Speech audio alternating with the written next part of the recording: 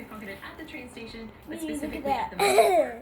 As I was walking onto the train, the woman took my wallet and then escaped, and then the doors closed and I could do nothing about it. So be especially vigilant in situations like that. Another place where they thrive is huge crowded spaces. So of course, if there's a lot of people, there tend to be a lot of pickpockets potentially working as well. So just make sure to try to keep as much distance as possible. And if you're in a close space with lots of people around you, keep a hand on your wallet and on your valuables. Another important tip to keep in mind is that your I'm taking a picture. necessarily recognizable. So oftentimes you think of like a pickpocket being someone that you can tell is a thief, but in my case, actually the woman that took my wallet was disguised as another tourist. She was dressed actually really nicely. She had a suitcase, and so didn't Papa, really fit any stereotypical vision of what a pickpocket might look like. So just keep in mind they do use disguises. Another big one is to just not bring any valuables out and about. What I make sure to do every morning is I look in my bag and make sure that there's nothing in there that doesn't need to be. So if you look in your bag and you see that there was stuff from the day before that you don't need today, like maybe you bought a nice souvenir, make sure to take it out, because the best rule of thumb to go by is to just not bring anything around that you can't stand to lose.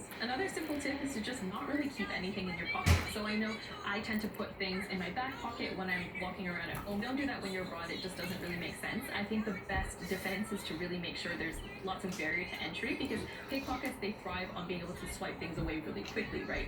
So if you're able to kind of stop them or put anything in the way that might impede their grab, then that can save you a lot of stress. So for me, for instance, if I have my wallet, oftentimes what I'll do is I'll put it at the very bottom of my purse or of my backpack and put other stuff on top of it, just so it's not as easy to grab. And one time, this actually saved me in Bratislava. This woman was literally taking my wallet out of my purse, and the scarf had slowed her down, so I caught her in time, which was really awkward, but also quite satisfying. But make sure you make it really difficult for people to access your valuables. I really love having a purse that's got a double zipper inside, so that way, even if they manage to open your purse, they can't get to your wallet unless they open another compartment.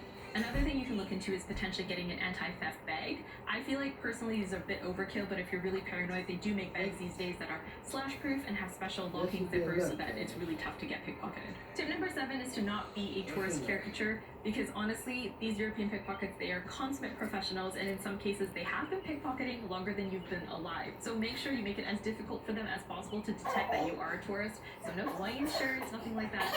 Try to blend in a little bit more and make yourself seem like less of a tourist.